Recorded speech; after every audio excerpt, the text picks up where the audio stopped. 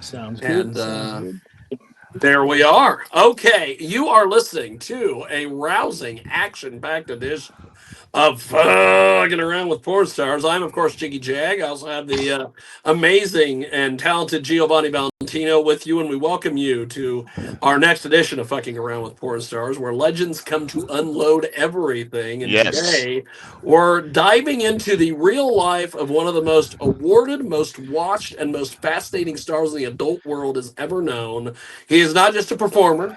He's a BMX champion. He's a musician. He's a survivor. He's a stunt level adrenaline junkie and the man who has seen the top of the mountain and the darkest valleys along the way. His brand new autobiography, Unloaded, pulls the curtain all the way back from childhood bullying, rock and roll dreams, motorcycle crashes, dancing scares, and becoming a major face in Porn Valley.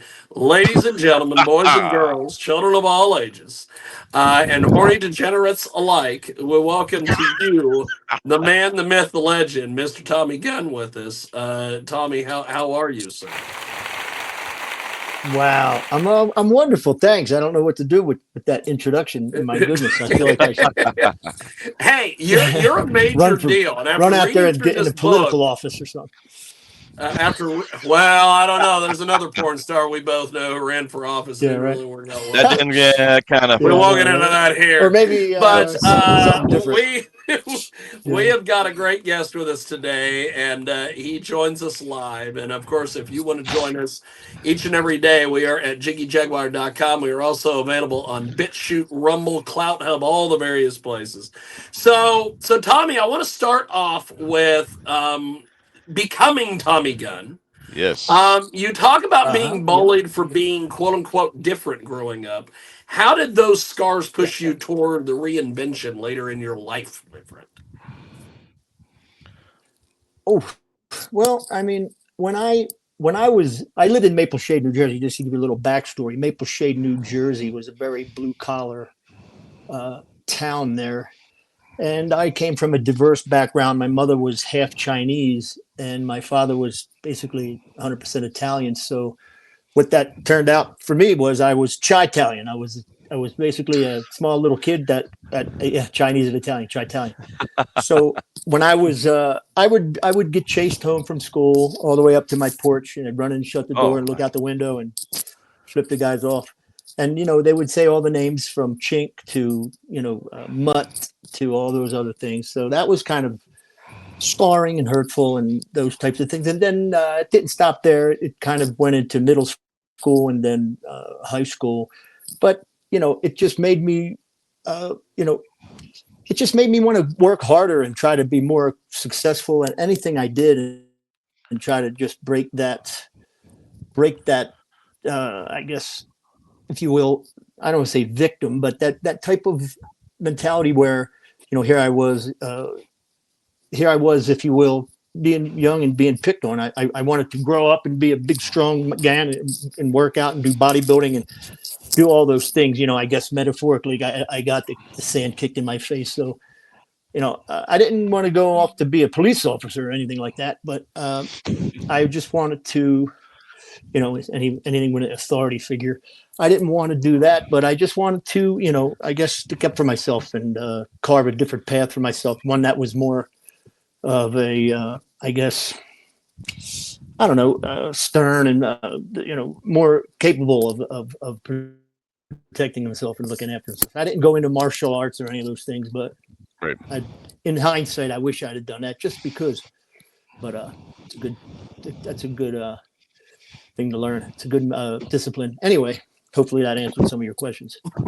Yes, we have got the You know, incredible Tommy Gunn with us today. And after reading through this book, Yeah. Unloaded, sir, you have had a life where you are busier than a fruit merchant.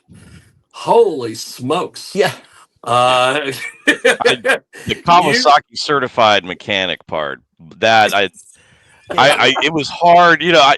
I think for me, as somebody who admires, the work from the adult side, you sort of, I think even those of us that are in the business, I think, you touched on some stuff, and what was interesting was, like, even within it, when we meet other folks from the industry, you tend to forget, right? Sure. We all do that. We're this other human beings part. There's so many multifaceted aspects to each of us as human beings on this planet. There's people that forget that I went to Texas A&M or that I actually have a degree, and there's people that forget because they see us as porn, and then they don't think about all the Sure. little ingredients that sort of went into the gumbo that made us who we are today. So I gotta tell you, Absolutely. I'm when I saw the conflicts, I don't know why my brain exploded. I was like, I didn't even know that. So I'm sorry, Jig. I didn't mean to like No, pop no, in no, there, but no. You're good. You're good. We've I think it's been great that that you took a lot of this. You talked about this, and that is it's challenging, and there's tribulations there for a child growing up in that sort of environment where you're having to Sure. sort of eke out, right? A better way of being able to define who you are so they don't define you.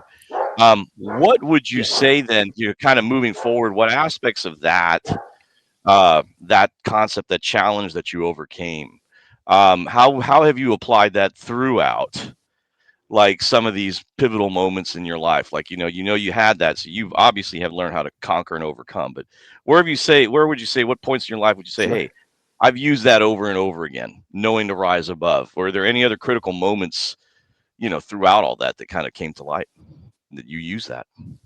Oh, absolutely, absolutely. There's definitely some other darker moments in my life that I had to, I guess, navigate, and one of them was I guess my discovery, if you will, of drugs. I smoked a little weed as a young guy in my teens, just here and there, and then next thing you know, I was doing it in my 20s, and then I got into, I guess, a relationship. My mother had passed away, which tremendously. I don't know if you're aware of the way and the capacity, but she took her life, and I had to discover her. Basically, I discovered her. She had hung herself in the basement, which is just very, as one could imagine, such a shock in itself. And still to this day, I can close my eyes and see that image, which is very haunting. But that then right there, I said, well, this is a big obstacle. How do you get past it? You pull your belt strap a little tighter, and you roll your sleeves up, and you say, okay, I got to get past this, and just put one foot in front of the other, and get up in the morning and breathe in and out, and just keep moving forward. Unfortunately, for me, later in my life, I met a girl shortly after that. I guess the universe was kind enough to distract me from some of my heartache by introducing to me the love of my life. And I met her, and we hit it off, and we became husband and wife, basically, for lack of better words.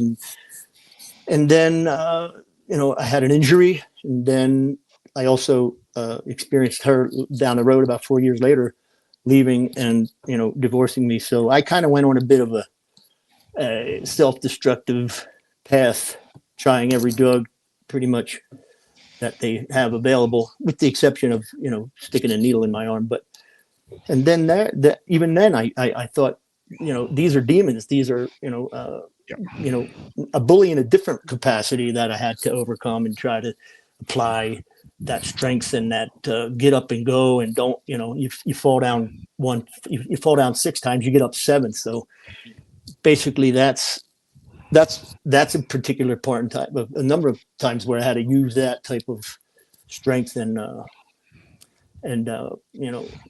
power, if you will, self control and power to get beyond that. So We have got a Wow. great guest with us today. He joins us live. Tommy Gunn is with us.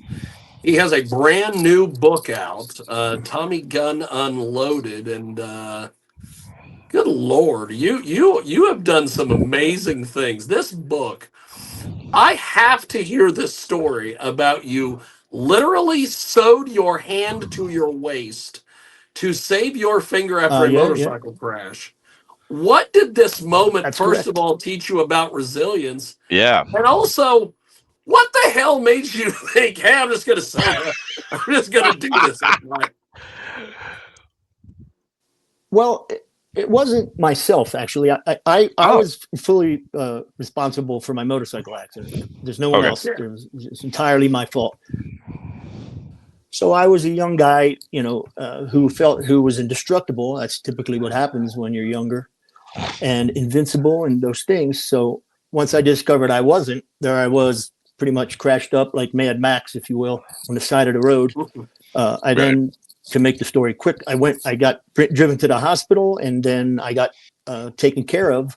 My left hand had basically been somewhat mangled from the accident, Oh, from contacting the street with no gloves, if you will. And then, in order to save my finger, the doctor realized that I was a musician at the time, and in order to save my pinky finger, he needed to graft some skin off of my waist onto my finger in order to keep it, oh, because the skin had been yeah, ground off. right. Yeah, and the bone was sticking out. Really terrible. So Yeah. what he decided to do is, in effort to save the finger, I had an abrasion on the left side of my waistline, if you can imagine. So he took that opportunity to make an incision, fold some skin back, take the pinky finger, basically lay it under the skin, sew them two together so that the blood vessels would connect. And Right. then he would sew Wow. my index finger and my thumb finger. He would take a pinch of skin similar to where the index finger was basically laying on my stomach there, and the thumb, he would take a stitch and run it through the fingernail, through the skin, back through, and make it. It's just kind of a friendly reminder that, like, Yeah. hey, you can't move your hand, you're stuck there. So 2 weeks later, after the blood vessels connected and whatnot, he could then separate me, and then I would have this lump of what looked like a half of a hot dog, pretty much sewn to my finger. And through time, it would be defined. It would be, I guess, through some other operations, they would kind of make it look a little better, like a finger, but it still kind of has that strange look to it. Anyway, that's how he saved my finger from being amputated, because the doctor at the time, the hand surgeon, said, if you were any older, I would just cut it off. But because you're a musician, we're going to try and save it. So I have a tremendous admiration and appreciation to Dr. Gaddy for saving my finger there back in my 20s, when I was 20. Wow. Absolutely. That is Wow. amazing. That So that's is why my that, yeah, finger was sewn to my waist. Yeah. Tommy's that is brand new book, Tommy Gunn Unloaded, is available on Amazon or where you find most uh, major books. He is a legend, and I am honored, and just me and Giovanni were blown away by the fact that we were able to interview you on this yes, show absolutely. today. Gio, Oh, go ahead, jump wow. in there, baby. I know you got some questions. That's Well, wonderful. yeah, I did. I remember there's a part in the book where you talked about, and I'm jumping into the part of probably one of my favorite HBO shows. I mean, there's been a lot of them. Succession is Mhm. one recently, but clicking back to the one that really made me realize that HBO could be a powerhouse in terms of just actually really great scripted material was Entourage.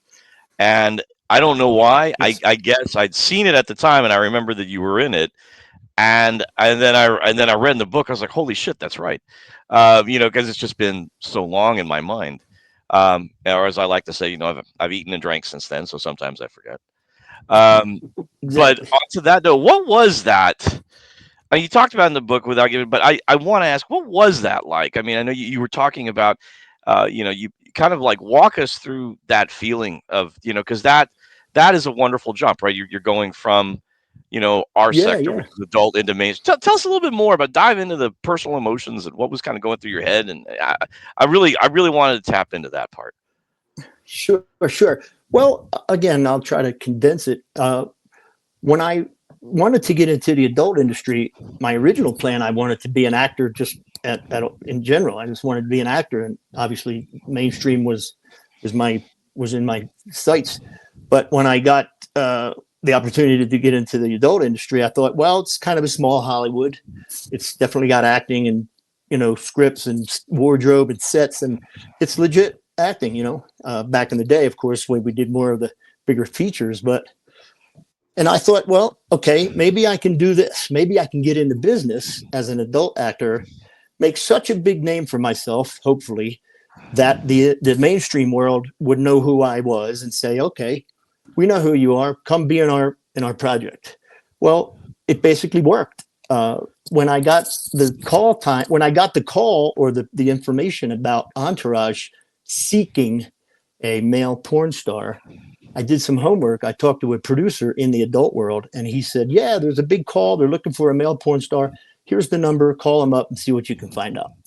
So I called up and I said, hello, my name is Tommy Gunn. I am a veteran in the business. I've been 10, 12 years in the business.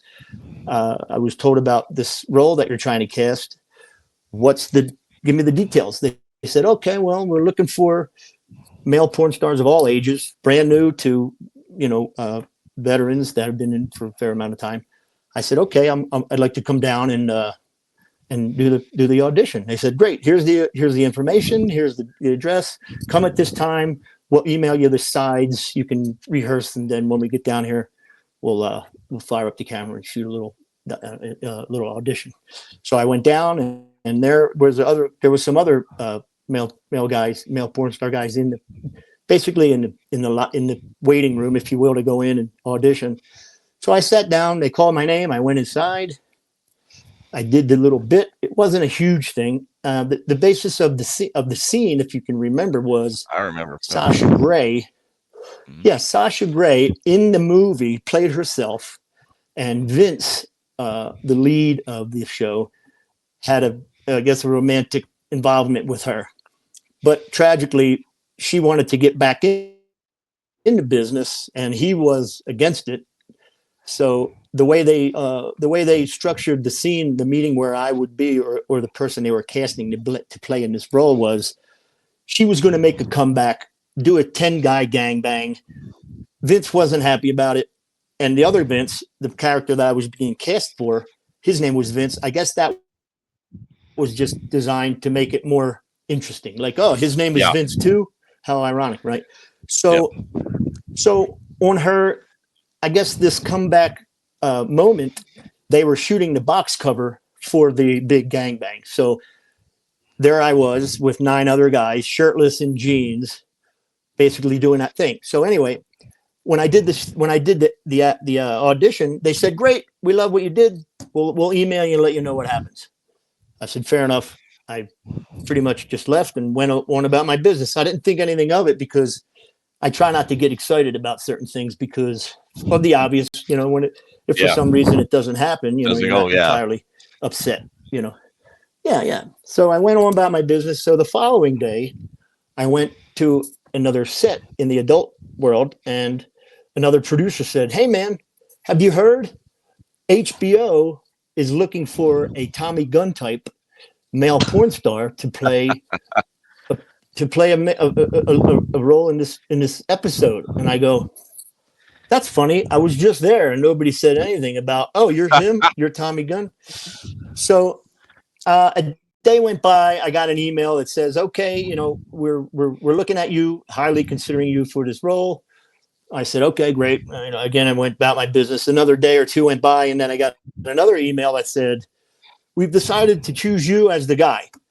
So when they chose me, I thought, wow, I must have done something right where I've made a fairly decent sized name for myself in the respect of being recognized, to the fact that when I mentioned earlier in my early days, Hollywood did come calling. And when they did, they knew who they wanted. It was me. So I was kind of like elated in the respect that, wow, here's little old me, small town kid from Jersey, went out to LA, and I stood where they told me and did these lines and did that over and over again for 10 years, enough to warrant some HBO in this production to reach out to the adult world and say, we want that guy. So that was cool. And then when I went down to shoot, when we got the call time to shoot the project, it was great. Everybody was real nice and receiving and just really great. And when I met Vince, the character, I actually met him in that moment of the role where we were filming it. I didn't meet him prior to that. So when I met him, it was legit. Really? "Hey man, how you doing? Nice to meet you." Yeah, I never met him prior to the Okay, I didn't shooting. know if you guys just. I Yeah, only I didn't mean to interrupt. I thought maybe y'all had like a 5 minutes before or something. nothing. No, not at all. It was I went in. They put me in makeup. You know, maybe they powdered me a little bit to take a shine off. Did my hair, or whatever.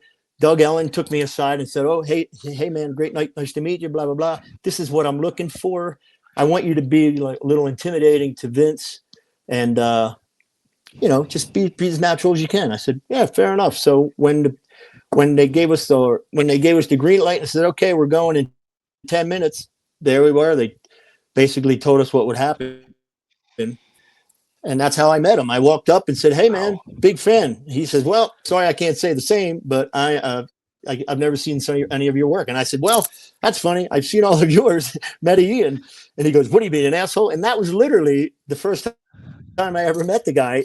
So I think that was as good as you could get from an authenticity standpoint of not having to. But my experience was awesome. Everybody was great and nice, and nobody kind of looked down at me Right.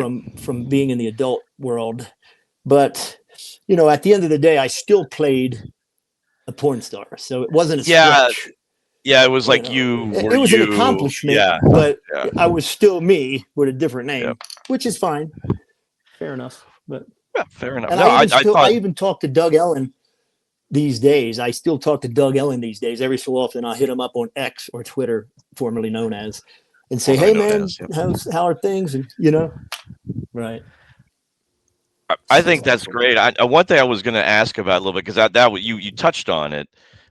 So you felt like throughout the whole the shoot, everything was pretty smooth. Then there wasn't any kind of like. Did you get any weird questions no, by any nothing. cast or crew or anything? Okay, that's amazing. Okay, Nah, nah. It figured was it somebody was would have said great, something like, and "How was that like?" Yeah. I Okay. I did. I spoke to David Nutter. Strangely Okay. enough, that was his last name. Nutter Nutter. Love it. Okay. I know, right? So I pulled him aside at one point at the end of the thing and said, "Hey, David, I just want to say it was great working for you." He was the director, and I said, if there's ever anything down the road in the future, I'd love to get out here and do some more stuff. I feel like I got some good acting chops. I mean, I could be one of any five guys in any mob movie or some bad guy in whatever, a number of roles I could play easily. And what I bring to the table now, present day, is a 22-year fan base of international recognition that you Yep. can't deny. So if there are any producers or directors out there that want to, be a little edgy, stick me in your movie. I'll bring my whole entire fan base over to watch, to want to follow and see what I'm doing. I can act, and it's not going to be like a bad idea. Like, why did we hire him? The whole movie flopped. No, we can't sell it. It's like that would never happen. That's awesome. That's We've got Tommy Gunn with us today. His latest book is Tommy Gunn Unloaded. Is available on Amazon, and he joins myself and Giovanni Valentino today here on Fucking Around with Porn Stars. Yes, I am amazed that show is interviewing Tommy Gunn. To give a little side history. 2016, I went out to the AVNs, the Adult Video News Yeah, Expo. And absolutely. I was getting on an elevator with the lovely and talented Bro Tanya, as I like to call her. And you got on with us, and we were at the Hard Rock, Okay. and we were going down the elevator, and Brittany's like, "Is that guy famous?" And I'm like thinking, "You goddamn idiot." And as soon as you got off the elevator, I'm like, "Tommy Gunn, good to see you." And you're like, "Oh, yep." And then like 2 days later, I interviewed you and Australian porn guy. I'm trying to remember who the heck that was, but it was Australia. you and this Australian guy, blonde haired guy. The interview's somewhere on YouTube still, Okay. and you guys basically just had a blast, and I didn't ask anything. I did the intro. you guys bullshitted and asked each other questions, and then as soon as the interview was over with, I was like, "Hey, that's our 10 minutes. Thanks, guys." And you guys were like, Wow, "Yeah." That nice. And happens. then you guys just had a blast. Good times.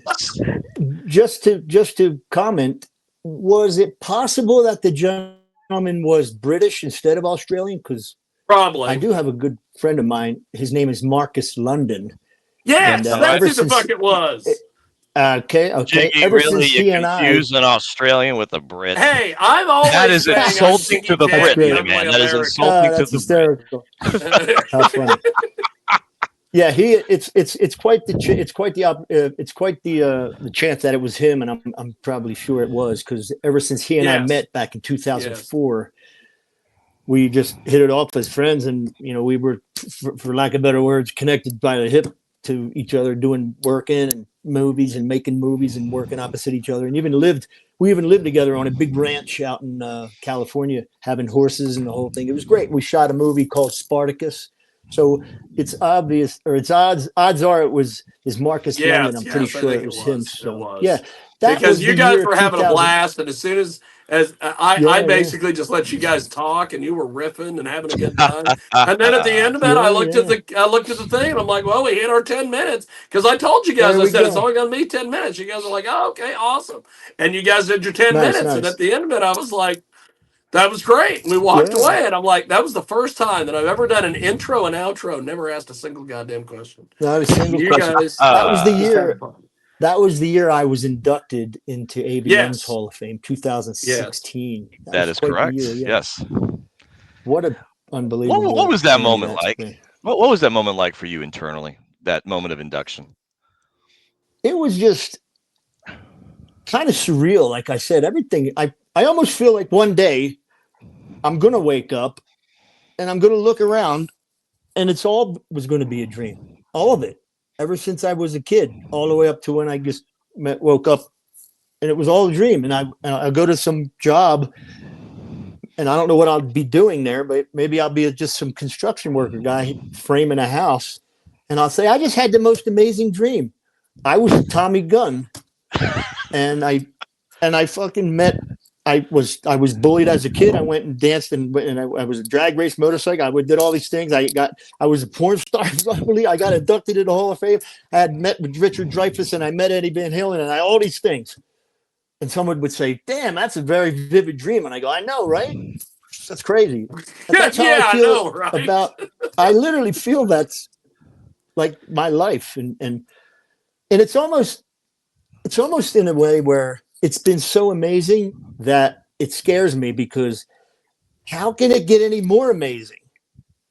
So I'm waiting for like something to happen, like Right, I'm you're looking over kind of my always shoulder, wanting like, to look what? around the corner, waiting for something to drop. Yeah, that is kind of. I feel you on that, but yeah, no, that totally makes. I was kind of because thinking surreal is a good word for it. I think I can see that, because totally. it's yeah. So that I would imagine it would be, but I mean, congratulations on that. I never had the chance to tell you that directly, but I Well, remember thanks so seeing much. that. So yeah, There's been belated so as it is, many about 9 years moments. later, but belated.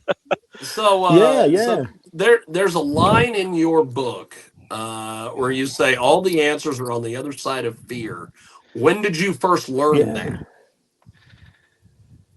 Well, one of those was the day my first day as a male stripper, like a Chippendales kind of situation. Once I realized girls like guys that worked out, I started working out like a maniac, and really made an effort to change my body. And because I grew up a real underdeveloped kid. I was like the smallest in my class, in all my classes, as a kid in high school and everything. And once I realized, man, I got this urge to work out and build my body up, and I was blessed in a respect from a genetic standpoint, that my results came quick and kind of easily. A lot of my friends hated me for it. They're like, "You barely work out, you look great," and I'm like, "Well, chalk that up to the genetics of Chinese and Italian mom and dad. There I don't you know go. what that would Yeah. equal, but it also. I realized that my dream, in this case, all the answers were on the other side of fear. Was the first night I was about to do this hot body contest. It was about 10 guys in the roster, and it was a club called Jugs and Mugs in Jersey on Route 73, and it was ladies' night.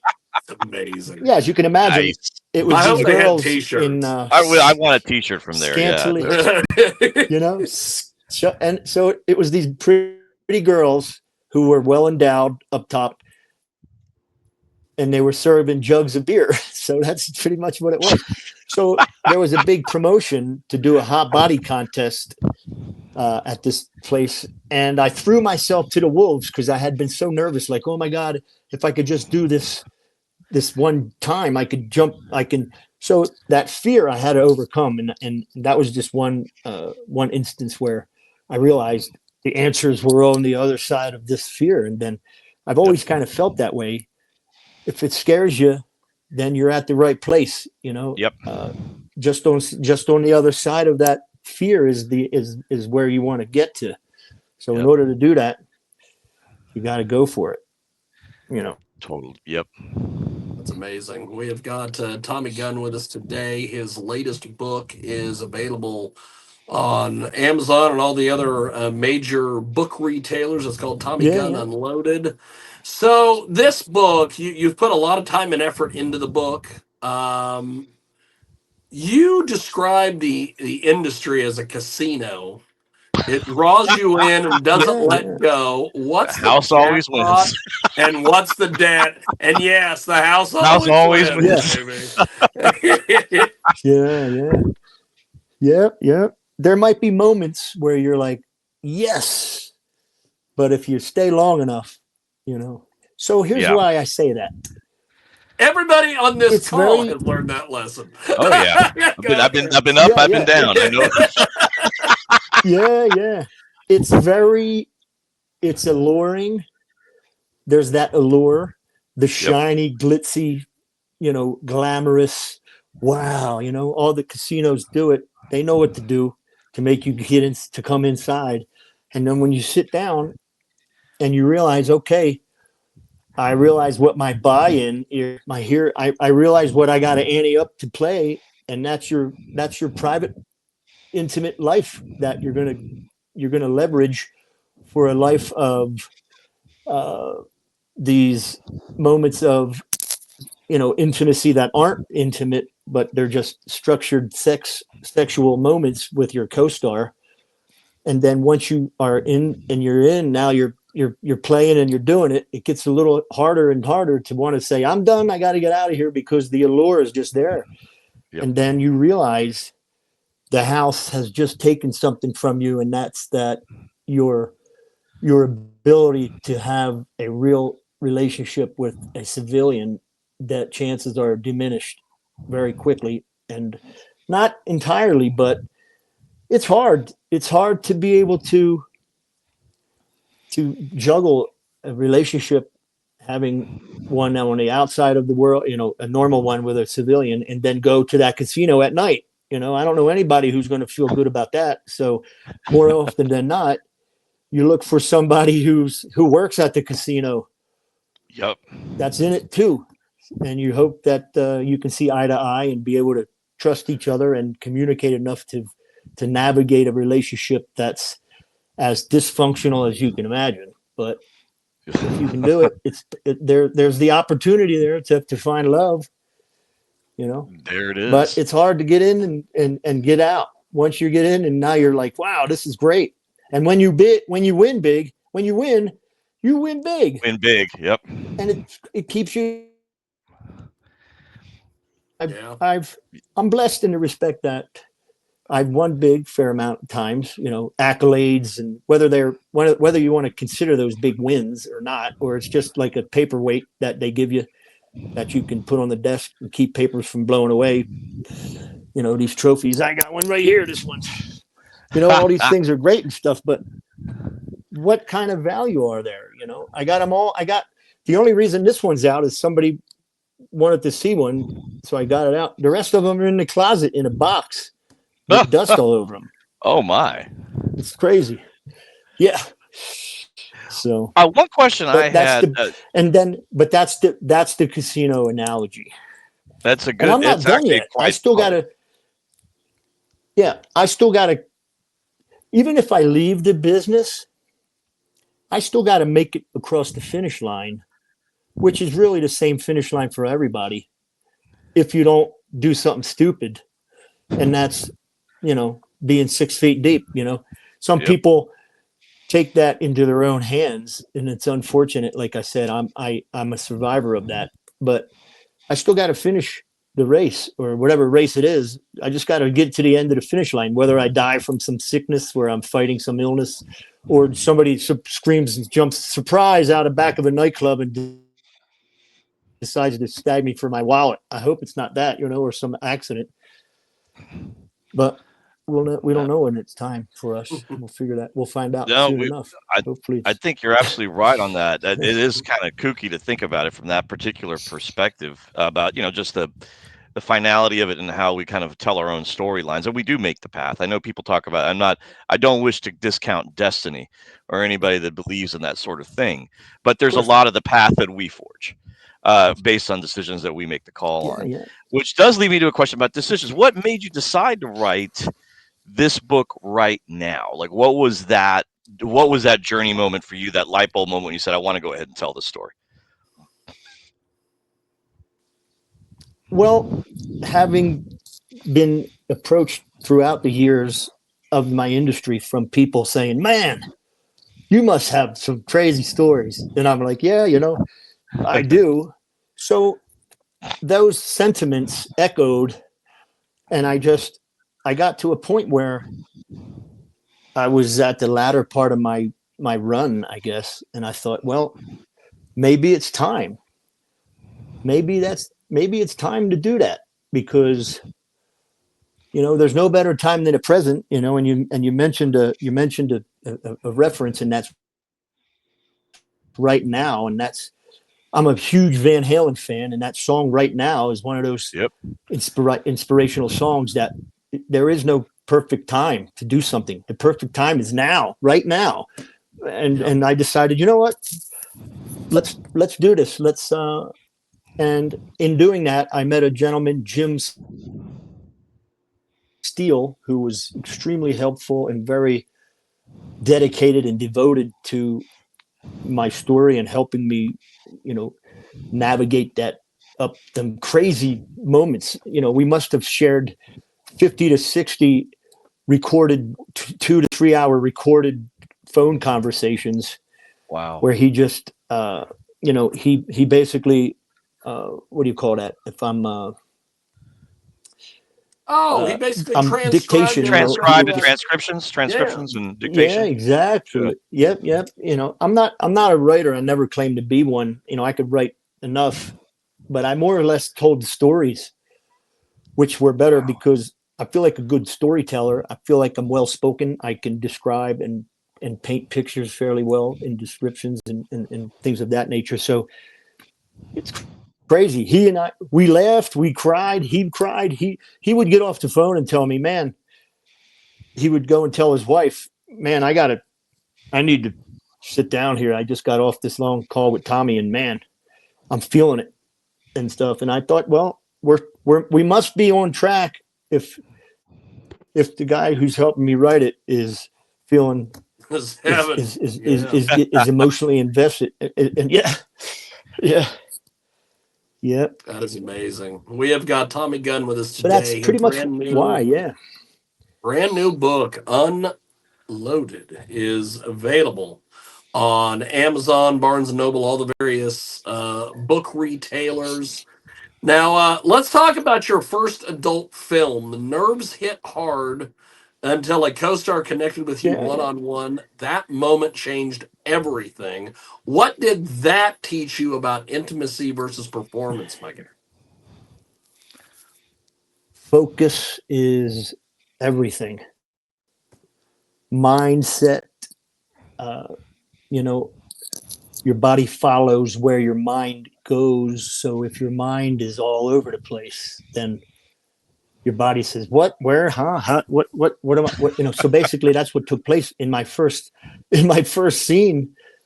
She could sense my co-star Mason Storm she could sense that I was there physically, but spiritually and emotionally and in whatever capacity, I was all over the place. And she says, cut.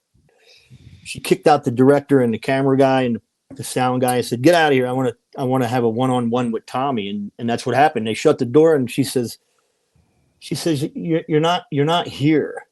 And I go, well, yeah, I am. I'm right here. She goes, no, you're not. You're not with me right here. You know, that kind of thing. She's like, you're too concerned about what you're doing and what they're seeing. And maybe you're having some weird thoughts in your mind. Like, oh my God, I'm doing this. You gotta. So she painted this little picture of us, her and I on a beach together, just having Coronas, watching the waves crash. And I thought, I see, now I get it. So when we went back and they said action, I knew. I just looked right into her eyes and everything else disappeared. And that's when I realized that's what she meant. And I thought, if I could just cultivate that ability from a focus standpoint, no matter what you do, you need to be able to focus, because, you know, if you're not, you're going to have problems and distractions. And in this case, doing what I do, it's going to equal a job that you can't finish. You know, you can't cross the finish line because you're having problems, you know, stepping up, if you will, to the moment, you know. Agreed. So, Giovanni, I'm kind of hogged, Yeah. Mr. No, Gunn. this has I been know good. you've got some questions too, because you've read the book as well. So. Yeah, I was actually, you know, I was wondering, and only because we had recently been talking about this whole Burning Man festival. And I know you talked about the experience with Cameron and you attended it. You know, I've been once. It was many moons ago. And I thought it was very interesting. But what was your? I mean, when you went there? What were your thoughts going into it? Because I think all of us who've been there we had some preconceptions going in. Sure. And then what those reality? What was it like for you? I think you've been there a few times, but what was that first time like? My first time, you know, I heard about this place, this magical place. And the description I got from everybody was kind of similar to each other, but they ran out of words to describe it. They would just shake their head and go, it's like people everywhere. And I said, okay, well, I guess I have to bear witness to this myself. So when I went for the first time, my expectations were met with this grandeur of, wow, this vast dry lake bed where this event takes place, and all these other people of like mind are all going there, kind of to find something individual with themselves, but all synonymously with each other, and have this good time and get away from the default world, if you will, and try to experience the magic, if you will. So when I first went, man, it was everything they said. In fact, you can't go one time, because your first time is like, you get there and it's like brain dump. Your brain is just so overloaded. You can't take it all in enough. You look anywhere and you see more of what you're just blown away by. Like, what the hell? Oh my God. You know, so the first time is this kind of introduction, and you're just like, the second time you go, okay, now I know how to play this. So the first time was just unbelievable. When I'll never forget, we went to a sound camp, a DJ sound camp called the Opulent Temple.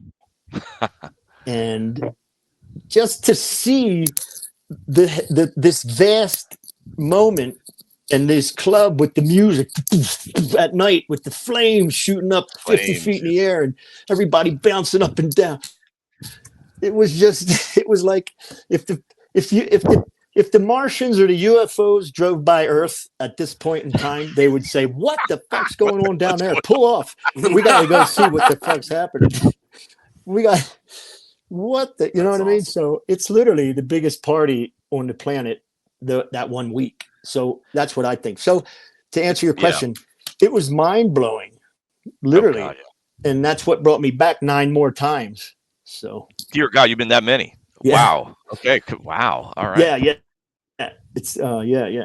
And I've experienced it in all different capacities where it was great and then it was horrible because I chopped 2 fingertips off on my right hand, literally on the roof hatch of my giant big military truck, and had to be airlifted from the event to Reno Hospital to get emergency surgery on my fingertips to have them reattached. And that's where in the book, the doctor says to me, "I'm a little short staffed, so I'm going to need your help sewing your fingertips back on." And I said, what do you even mean? He goes, "You're going to have to hold your own fingertip on your finger while I put my glasses on, the doctor, and I sew these fingertips on." And I said, "You got to be kidding me." He said, No. Now keep in mind, I had partaken into some festival funness in the shape of mushrooms, if you can imagine. Yes. So I took a big handful of mushrooms just before I chopped my fingertips off. So when they finally started working on me, I was up in the air flying to Reno in a fucking airplane. So I was like, what is happening? Believe it or not. And then I got to the hospital, and then here I was tripping and dealing with this. Talk about, yeah. And there's a story in the book. I think it's in there where I dropped them. When I cut them off, there were picture 2 little pieces of fingertips, 2 of them. I dropped them on the desert floor while I was running to the medical triage. I dropped them. I had them in my hand because I chopped them right off, and they landed on the floor of the truck where I was, getting down from the hatch.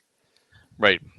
And something told me to make sure I had both of them. So I looked down in my hand after I've been running. Yeah, you want 2. Yeah, if you're missing 2, you want 2, right? And I looked down, and one's gone. So I'm like, oh my God. I turned, and now I'm scouring the desert floor while people are walking past, pushing their bicycles, looking for a fingertip from my finger. I found it, blew it off, put it in my hand, and ran to medical triage. Unbelievable. Oh my! So I've been hurt so many times. I've been in the fucking emergency room so many times. I've been all the above from an emergency standpoint type visitations. Oh Lord, yeah. Yeah. This is so an that amazing. I've had. Hold your hand for while I operate on this. I don't have a nurse, so you're. Yeah, I swear to God, I'm holding. And then I said, so now here I am with the doctor, and I said, "Can you tell which one goes to which finger?" And he's like, "Let's look." He puts the glasses on, and we're looking. We're trying to determine which one. Oh my God! Like a puzzle the ring game. finger or the middle finger? Yeah. Meanwhile, I'm in pain, like dying, like fuck, this is killing me. So I'm so glad that moment's over. So I guess I need to go find the doctor and interview him next week. I think that'd be great. Yeah. He would probably. Oh my Lord! He would definitely remember that. He is amazing. Tommy Gunn Unloaded is available on Amazon and all the other major book retailers. And Tommy joins us today here on Fucking Around with Porn Stars, and we have got basically a legend Very much with so, us. Yes. He is the original ferret in a Jello fight, Tommy Gunn. Nice. I love Tommy Gunn, and so let's talk a little bit about because we have We all have some things in common on this call, so let's talk about sex, Yeah. politics, and porn stars on the internet, baby. Topic. With the legendary Tommy Gunn. So one of the things that you do is you do the porn star stuff. Yes. Me and Giovanni Okay. just mess with these content creator people. Yeah, we're just amateurs. Um, Okay. so Yeah. what is the one thing that you wish performers, whether they're the porn people, the content people, whatever, were Some can taught models. Yeah. before they do their very first scene? What do I suggest they do before they do their very first scene? Yeah, Well, what should they be taught? what should they be taught? Because there's something I always say when I give talks and speeches, Tommy, which is, in this industry, we don't have a, new employee operations manual. We don't give them we don't give them a book and Yeah. sit them down in front of a Yeah. orientation day. So what, if you could orient them, if you had an orientation, what's the big thing that you want them to know? Okay, you ready? This is the most profound answer you're going to ever have. Show up. Okay. There it is. There it is. Show up. There it is. Show up, baby. Show up. Because you know why? So many can't. And it's dreadful because you have a counterpart that you've made an agreement with that is waiting for you to show up in order to do your content trade or whatever the hell it is. Or on a bigger scale, you got a whole staff studio or production who you've already acknowledged. Yeah, I'm going to be there. You put it down in your date book, and now you have these things, and you can't show up for whatever reason. It blows my mind. No. It's the most, and it bothers me because I show up. I'll be honest with you. Probably out of 3,700 movies or whatever I've done, I think I may have canceled 5 times. Literally. I was thinking because two. No, literally, maybe 5. Literally. Number. And I even got a root canal and went to set after that. I had a hip replacement and was back I was back in action in 6 weeks. Dear God. The most time I ever took off was my hip replacement. Okay. And people go, "You got a hip replacement?" And I go, "Yeah." I'm like, I wore my hip out in this business. So, I feel like if my penis had an odometer, it would have rolled over 3 times. That's awesome. So, that's what I say. That's fantastic. Show up. I say to these guys, to these people, please show up. You made a commitment, and people are waiting for you to show up. That's my biggest. People ask me, "What's the most best advice you could give a new person?" I said, "Show up." They're like, "That's all?" And I go, "Try it. It's not. You'll discover it's." Try it, because nobody takes anything serious nowadays. I feel like it's too easy to just be like, "Oh, I decided I went out late last night and I." Oh yeah! Oh my God! Yes, we've had plenty of that. Yes, plenty of that. Or one that I heard when we were in Chicago in April is I ran into a girl who was wanting to do a 10-man gangbang, and she only had 5 guys show up. And I said, "So what'd you do?" And she goes, "Exactly. Canceled the shoot because I only had 5." And I'm like, "Shoot with the 5. Shoot the 5." I mean, you don't have 10. You got 5. Why not? Get the work in so you have something that you can sell. Yeah. At least I don't understand that. Don't let the other guys come out for nothing. They put and one of the things that I think that I think that our society present day has morphed into, or some shit. I don't know what you would call it, because we got phones and we can text message and we can avoid conversations. That's what we're doing. Everybody don't want to talk. Nobody wants to talk to each other because, oh my God, I might have to be like a human being and have feelings and emotions and try to drum up words to express myself. I don't know how to do that. I'm a fucking, and it blows my mind. And respect, communication is a form of respect. Yes. Meaning that if you don't respect somebody, you ain't going to call them. Nope. So respect is gone. Self-respect is gone. Just common courtesy is gone. Consideration for your fellow man is gone. Nobody Agreed. cares. It's just, Oh yeah, dreadful. they let I can't even rumor imagine take where over we're going. fact. Yeah. But, well, there's a. Yeah. I think you made it sound you put it on, and I have been saying something similar. I've been blaming it on the mobility of communication as an electronic format. What has happened Yeah. is there was the pager, where that was a one-way Yeah. thing, right? They could page you, so you had enough time to return the call. You could determine, okay, I need to call that person. So that was kind of the first time we started filtering Yeah. things out.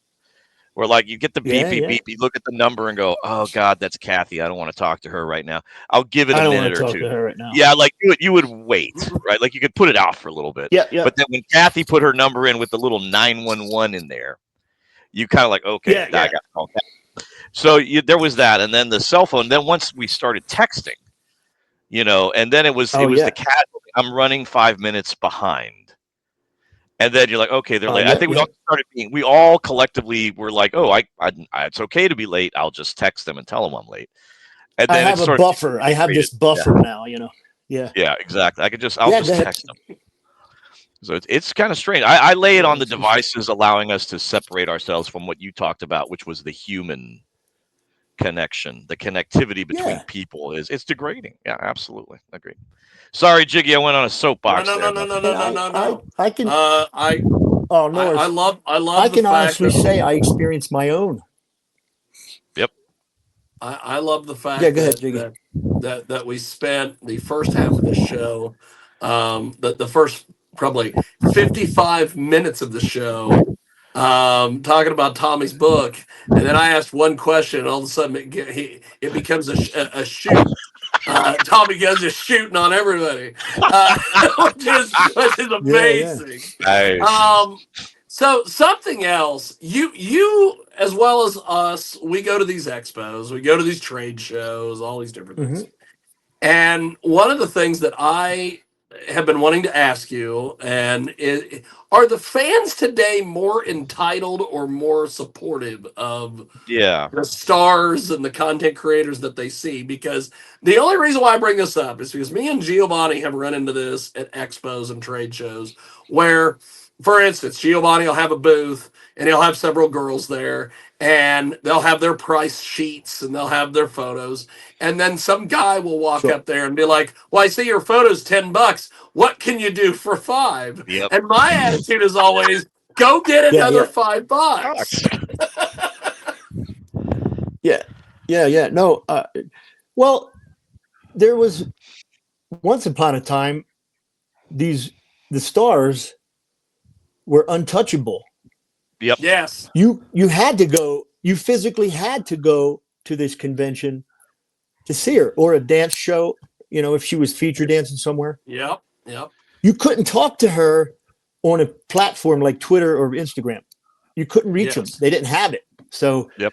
you had to get in the car, start it up, pay money to get to the place, go get money, get in there, and then I guess, for lack of better words, maybe you appreciated more to see them in the flesh and be able to actually communicate and say hi, and they say hi back.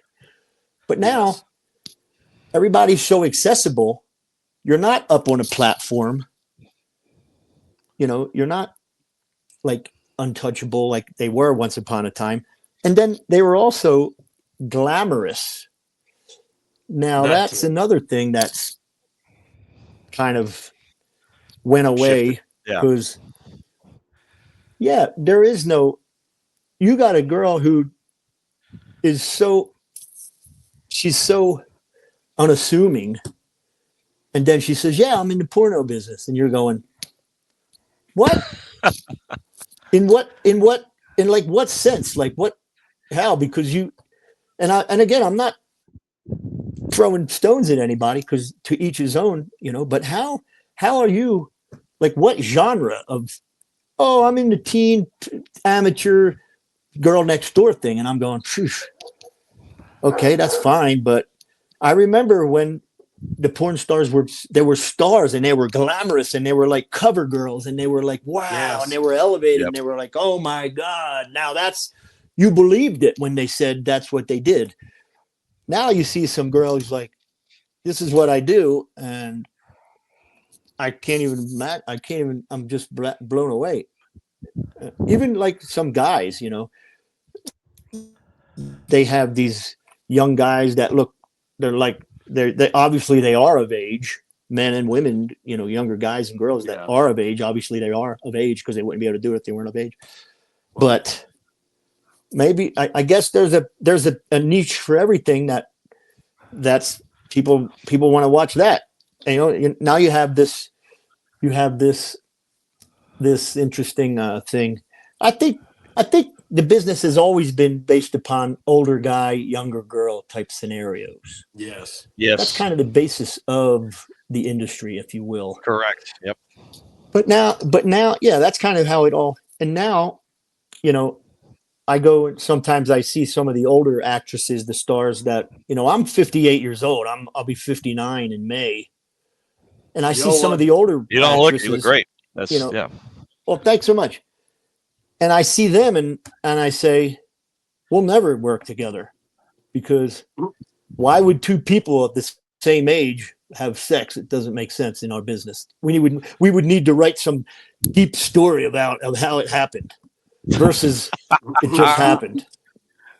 You know, we'd need to really set up the reason why, and it have to be some deep down, real screwy excuse about how two people the same age ended up getting, you know, to have sex with each other. Because our business does that.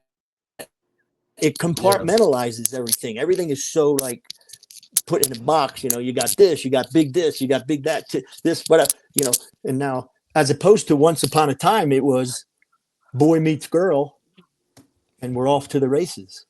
Yep. And I think the internet did that, and then you got all these algorithms and all these other things to the point where an algorithm says, get a blonde girl with a pink bikini on a leopard skin sofa, and a guy who is a brunette, and the clicks say, the algorithms say that that'll be a good producing scene of traffic. Yep. No, you got it. That's you're absolutely right. As opposed to an audience saying, I just like them because they're sexy. Wow, I want to watch that. That's right. That's right. You know what I mean? And now they're manufacturing porn. Yes. It's manufactured now. It's cookie cutter. Oh, very much so. Very much so. And gone are the days of movies. You know, right out of Richard Dreyfuss's mouth, he spoke and said to me, you know what I hate about porn? And I said, what? He goes, I don't know who's fucking who. There's no character development. I can't root for somebody because now I'm invested in them and I like them or I hate them and I want to see them. Somebody. You know? Oh my. You know, I feel like I'm Van Wilder. I should be writing this down. I should be writing this down. You know, it's like there's no the on ramp for porn now is, so we all realize what the goal is, right? It's this. Yep. Right? Yep. That's what the goal is.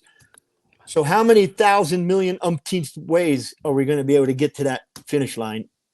And it's just the most craziest. It's like, and what has brought that upon us? Internet, you know, the browsers and the Naughty Americas and all those things. And that's great. And that's wonderful. But we see what technology has done for the business. Again, the business is a proving ground for technology. Yes. And much like the minute a guy could get a camera in his hand and produce quality content was not a decline, but a total shift in the business and what was going to be viewed and who was going to shoot what. You know? There you go. Yep. The portability of the, I So, mean, what we can do now with an iPhone Pro 17, oh my and just God, a few rig you could, attachments completely blows away what I'm we had even telling you, 15 years ago. Yeah, I know. it's And you crazy. know what? It's empowering because some girls have never even set foot on set and they live in the Midwest and they make $30,000 a month or whatever. And some Yep. guy's hanging off a high tension line, risking his life just so she can get online in webcam, and he's not making shit. So There you go. it's crazy. Truth. Speak it. Yes. Yeah. We have got Tommy Gunn with I us don't know. today, and his brand new book, Tommy Gunn Unloaded, is amazing. You can pick it up on Amazon, all the various book retailers. So, I guess my final question, and then I'll let Giovanni ask his final question. But my final question is, Yep. what does winning look like for you now? What does winning look like for me now? Well, Yes. that's an interesting question because we all have this metaphoric finish line in our heads, right? We're going to do this and we're going to do it great and we're going to do it to the point where I win and I'm successful and I cross that finish line. But it seems like it's a fleeting finish line. So I almost like to think to myself, what if I already crossed it? And I'm already winning. I'm winning right now. In fact, I'm winning so much that I can't forget to count all the little tiny wins, like the fact that I slept in a warm bed last night and I got up this morning, there was food in the refrigerator. Yeah. And I was in a good mood. I was actually like, wow, this is great. Look, the sun's out. I got my legs, they work. I can get up and make a rational decision. I'm not struggling with some substance or any of these things anymore. Sure, I might be struggling and with saying to myself, so what do I do now? What do I want to do now? I would like to accomplish some other things, you know. I'd like to do some more acting in a mainstream setting and get a little more serious about that and produce stuff. I think my biggest goal is to take all the things that have happened to me and try to learn enough from those things in order to help someone who hasn't experienced those. So if they ever do, they know how to prepare for it, or they know how to recover from it, or they know how to headstrong into it, the storm, you know. So I think it's a humanity type of thing. It's a human thing where I want my struggles and all those things to really be able to help someone else, because I know what it feels like to be sad and to be happy and to be desperate and to be all those things. So as often as I can, I try to be that way to even the stranger, just anyone, and be kind and whatnot and stuff. So I already won, and I'm winning still to this day because it's all about perception and the way you see things. But you know, there's some more accomplishments I'd like to make.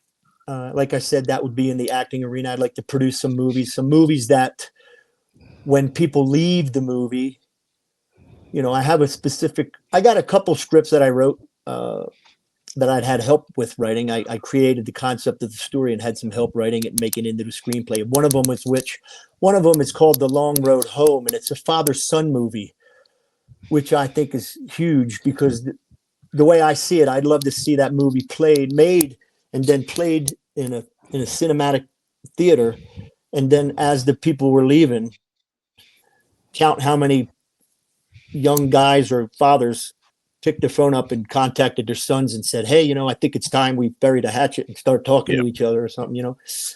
So I just want to try to help in a humanitarian way, and across the board. Like if I ever stepped in whatever kind of luck and became a millionaire, I would spread that. I would help people financially, and so help comes in many forms, and encouragement and uplifting people, and just being kind doesn't cost us anything to do that. So I'm still figuring that out. And at the end of the day, Yep. When the day's over and I'm in the bed or I'm brushing my teeth, looking at myself, I want to be in the most pleasant and peaceful moment with myself, because that's who we spend our most time with. That's our biggest and most important relationship we have, is the one with ourselves. Some people don't want to be by themselves because they don't like what they're about or what they're doing or how they. So that's why a lot of us, even myself, we seek fellowship and companionship. That's what we do as a human. We get in the car and we turn the radio on instantly to have that interaction, to hear another human talk and all these things. I think the biggest goal and the biggest win for you as a human, whether you're male, female, whatever, is to be happy and satisfied and content with the person you are and you've become, and not have any regrets. That's what I'm working on. Beautiful. So Giovanni, one final question here for the legend Tommy Gunn, and then we'll let him go for it. He actually answered it without realizing he was answering it. I was going to ask Tommy about the relation of like the opening quote with the Wayne Gretzky, because that's something I actually have, and what most people don't. There's one at my office. I have the quote actually on a plaque, which is, "You miss 100% of the shots you don't take." But I think you alluded to it, Tommy. I don't have you alluded to it, talking about what the goals are and how to relate all that to life. And I wanted to say thank you. Less of a question, but I wanted to thank you for opening with that quote, because I think it's something everybody needs to hear. Sure. Which is, you miss 100% of the shots you don't take. So I appreciate. I appreciate you to bringing that to light and putting the great Gretzky up there like that. Has been phenomenal. So I appreciate that. Absolutely. Yep. Well, as we wrap up here with the amazing Tommy Gunn, I just this hour has flown by. What a ride! Yes. His book is amazing, from Cherry Hill to Porn Valley, from BMX trophies to box covers, from nearly losing a finger to finding his voice. Tommy Gunn has lived 10 lifetimes in one, and you can grab Unloaded everywhere you buy books. You can also support the man, celebrate the story, and follow Tommy online. He is on the Twitter machine and all over the place.